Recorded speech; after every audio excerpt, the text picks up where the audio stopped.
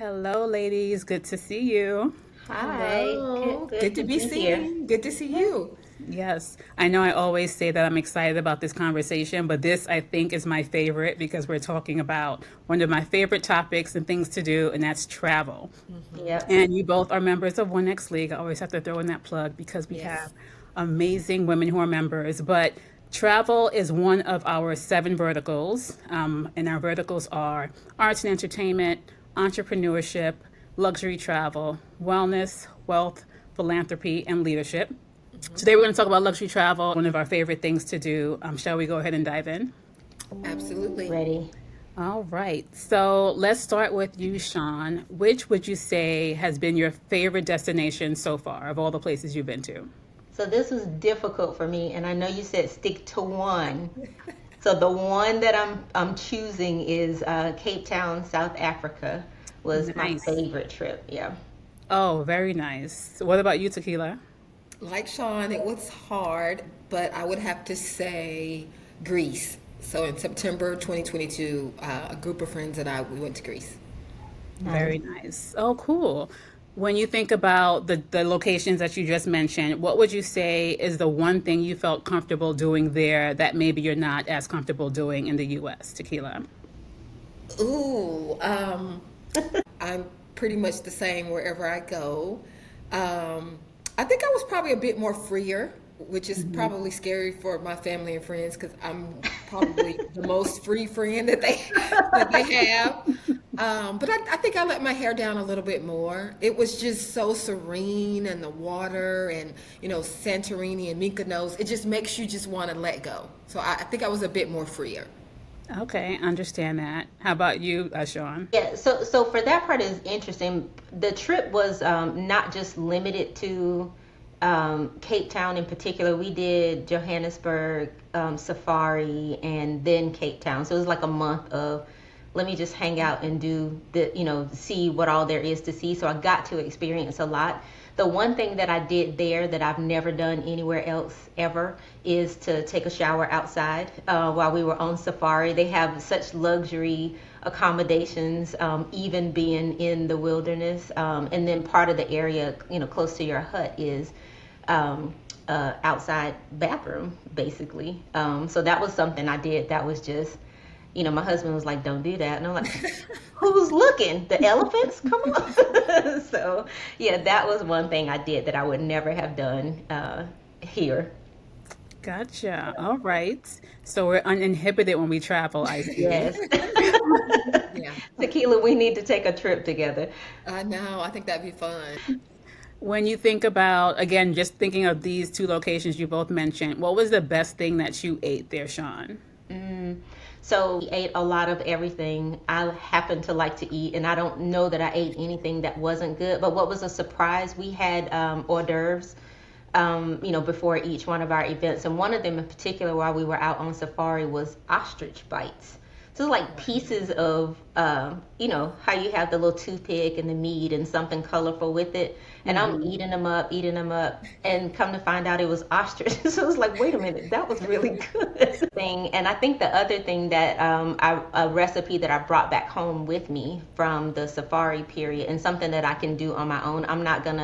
We don't have ostrich at Kroger, at least that I've seen. Really? So, the granola. So they made fresh granola every morning, and fortunately, my daughter got to hang out in the kitchen a little bit. She was a budding chef at the time, and so the ladies let her hang out back there, and they wrote down the recipe for me for the granola that we were eating every day. So I still make it today, and that trip was back in 2016.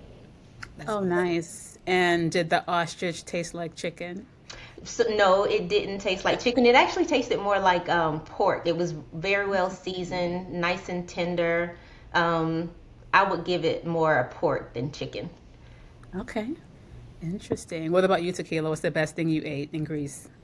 Well, I'm so glad Shaun had a more vivid answer because I do not. I'm not a big foodie, so I usually stick to vegetables and fruit, and I'm allergic to shellfish, so I just try to stay away from most seafood dishes. However, There was an event on the agenda for a cooking class with lunch and wine. And so my husband did participate. He was a big hit because this particular trip, it was mostly women.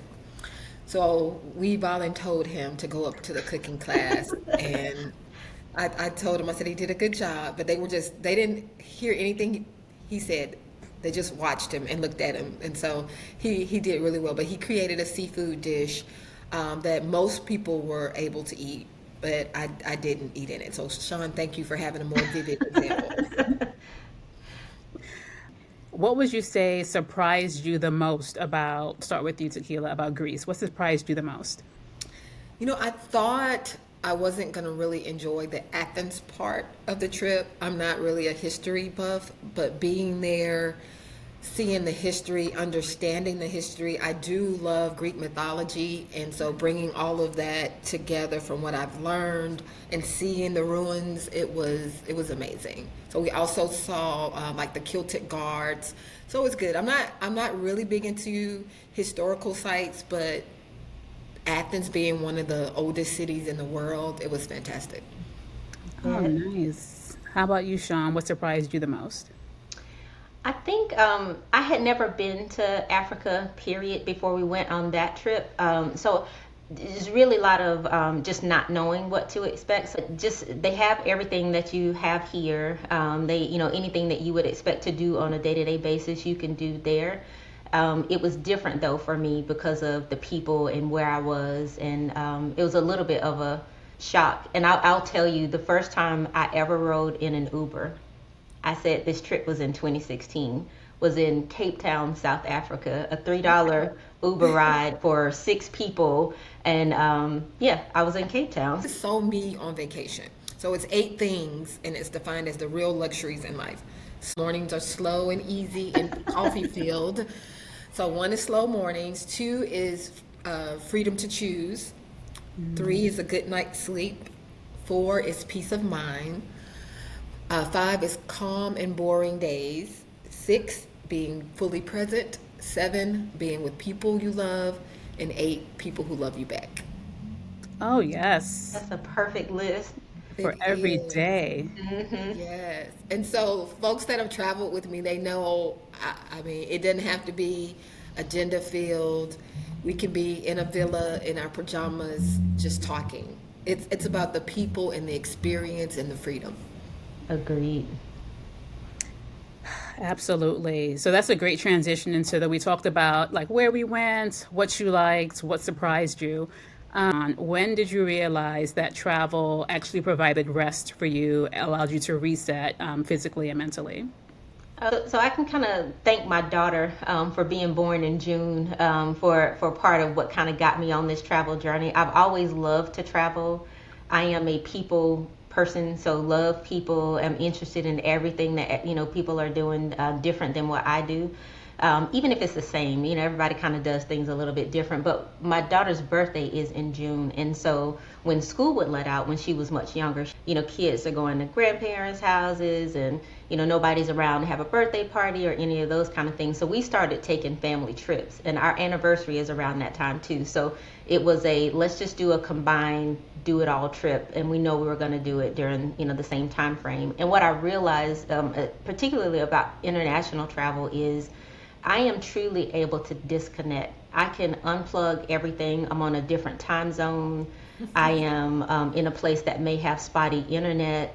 I am in a place where even if they have internet, I can't turn my video on, or I can't, these little things that you take for granted, just being in your office and at your desk on a day-to-day basis. That to me was one of the bigger things, I think, once I started real travel, what I consider real travel. That helped me know that this is the thing I need to do when I want to have some completely, downtime, disconnect from everything. And so we started doing that a couple of times a year. So that's where, I think big benefit for me comes from doing that kind of travel. Yes, absolutely. How about you, Tequila? When did you realize it was actually providing rest and reset physically and mentally, and not just like this luxury, nice to do thing? I remember when my daughter was about 3 or 4, she kept saying she wanted to go to the beach. And she just kept saying it over and over again. So we My husband and I, we didn't grow up in families where we traveled a lot. And so it wasn't something that we were very familiar with. So thankfully, because of our children, we made it a priority. And then from that, it grew into being more proactive with the planning and trying to really put things on the calendar years ahead of time so that we could protect the time. And one of the things I joke with my work team about is that I want them to take their PTO. And you have to be intentional about it. Otherwise, you won't ever take it. Because I've worked in offices where leaders would brag about losing PTO, like it was a good thing. And I just never wanted to be that person. So I'm proud to say I've never lost a day, an hour of PTO, because I use it all. And I've actually worked in places where I could buy it, where you could purchase more weeks. And so I would purchase more and use all of it. And I just feel like it is a great way to remain somewhat balanced. You can work harder, you can be more focused because you did take that time for yourself, and you know what it feels like to unplug, and so that you can come back re-energized. Absolutely. I think my first international trip was to France many, many years ago, and that's when I realized I was doing vacation wrong because anyone I came in contact with was like, "Oh, how long are you here?" And I'm like, "A week." And they're like, "You Americans and your week, like, what is that?" Like, I think I Yeah. was talking to an Australian family. They were saying they were on week 2 of 6 weeks, Yeah. and I was like, "What is that even like?" Yeah. Like that's some real rest and reset. And to your point, in my previous role, as a chief people officer, I would always make sure my team took the time off as well. I would share vacation photos, so it's not just me saying it, but doing it, and That's tell right. them to make sure they purple dot their calendar back when we used Outlook. And wherever I went, I tried to implement unlimited vacation, like unlimited PTO, because it's so important and people won't use it unless you and really encourage them to. That's right. I totally get that. Yeah, no, it's one point to add to that, Shadé, when you say the length of time, I think the time it takes to fly across the ocean, so 15-hour flight to a place like South Africa, you don't want to go and stay only for a day. So we have gotten into the habit where the month of June is where it started. Now it's just kind of whatever month we happen to pick, but it's typically, 3+ weeks just to be able to say, you need a couple of days to unplug and unwind and get to be mentally on vacation. And then after that, enjoying where you are, learning about where you are, doing the experiences, Tequila, that you talked about. I mean, those are all the things that not until you have a chance to be where you are, do you get to really experience that. So just wanted to add that. It's so true. And you also mentioned something about like when you're in a totally different time zone, it tells your mind too. It's like, well, everyone else is asleep, so I can't, connect or work and it forces you to really just not be so much on your devices, Right. which is wonderful. Sometimes we need that extra accountability. Like we can't, like they are literally sleeping. So I have to go to the beach. Like Have to what go. else is there to Yeah. do, right? Yeah. That's right. Right. And when you think about travel as well, when for you did it start to broaden your perspective on people and cultures and like other ways of living and change your mind about like what's normal or necessary, especially being in America? Did either of those like resonate with you? Start with you, Tequila. Absolutely. We spent a lot of time in the Caribbean. My husband and I both are beach people. And so I think it just heightens our awareness of one, of how blessed we are. But then two, it gives us a sense of purpose, and we should always give back. And let me unpack that a little bit. I think as Americans, we're very spoiled, and I'm a sustainability officer, and so we live in a life of abundance. Yeah. And so I think when we travel, it really reminds us of what's important, and candidly, and more importantly, what's not important. And I think the things that we tend to become emotional over, or we tend to argue about, I think when you travel, it tells you that there are so many other things happening in the world that we should be very, very grateful. Oh yeah. Oh yeah, for sure. What about you, Shaun? Yeah, no, I love that answer, Tequila.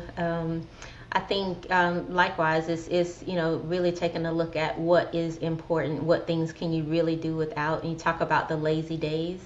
We went to Barbados a couple of months ago, and I mean, my day consisted of I'm gonna eat, I may get in a yoga session, and then I'm gonna go lay on the chair outside and work on my suntan.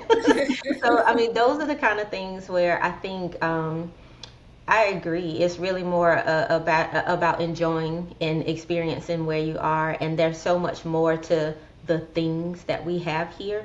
And I gotta, in that constant, kind of run and on the go. That is, I think, a really, really big deal, and you don't really get to see it until you have a chance to see how other people are doing it. And Shadé, I think the other thing you mentioned too is about the length of time that other cultures take vacation. When I lived in Germany, and this has been years ago, you see the people around you taking, I'm going on holiday. I'm like, what is holiday? Holiday is Monday, and when it's Monday over, you got to go back to work the next day. Right. It's like, what is this holiday thing? So that kind of sparked my interest, and this was long before I got married. This is long before I had kids, so I got to see it in action. I thought, man, one of these days I'm gonna be able to do that. And I think, as the years have gone on, and like I said, having kids and being in a position, honestly, to be able to take longer vacations. Has been a blessing. And I tell anybody that I've ever worked for, corporate days and all of that, it's a minimum of 4 to 6 weeks. I know I'm going to be going somewhere.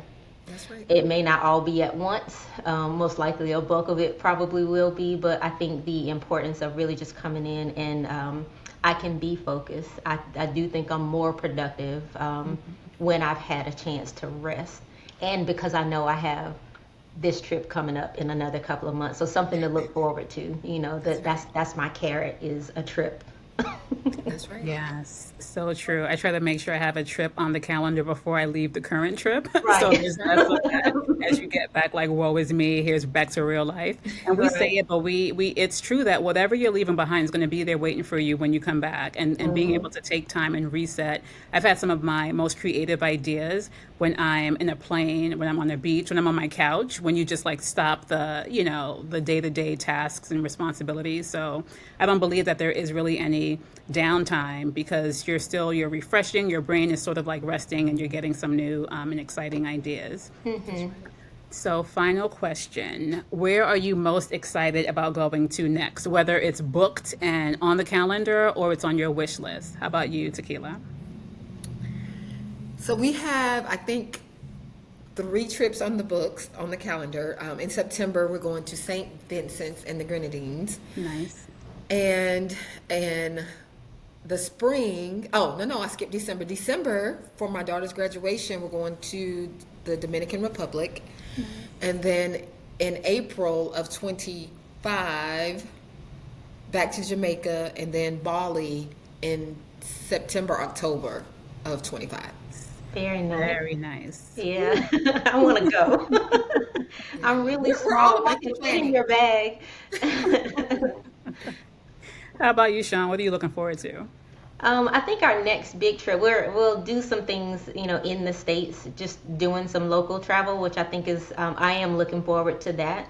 I think the next international trip is to Finland. We want to see the Northern Lights, so that's one of the things that's on calendar. Got it. So I can go to Bali. I'll make myself available I'll add that to my calendar too. I'm so looking forward to it. We have a group of women that travel together. Well, sometimes it's women, sometimes it's couples, but this particular one is couples and her girlfriends, but she's turning 50. So Oh, we started wow. all this when we started turning like the milestones 40, 45. So now we're all approaching 50, and we're trying to do it big. Nice. Very nice. A milestone birthday is always a great reason, as is a random Tuesday. I Like, know Right. that's right. I know that's right. It's all Tuesday. good. It's go take a That's vacation. it. That is Yeah. it. Yeah, we did that last summer. I had a friend who was turning 50, and there were about 10 of us. We filled up Delta One, and we went to Hawaii for a week. So it wasn't nearly long enough, but it was a perfect, hey, let's pick up and go, somebody get babysitters, do all the stuff, and time to go. I love that. Yes, absolutely. Thank you, ladies, so much. This was a great conversation talking about one of my favorite things, and apparently one of your favorite things too. Yeah. Thank you so much. Great. Thank you for Yeah. asking. Thanks for having us. Have a good one. All right, you too. Thank you. Thank you. Bye-bye. Bye bye. Bye.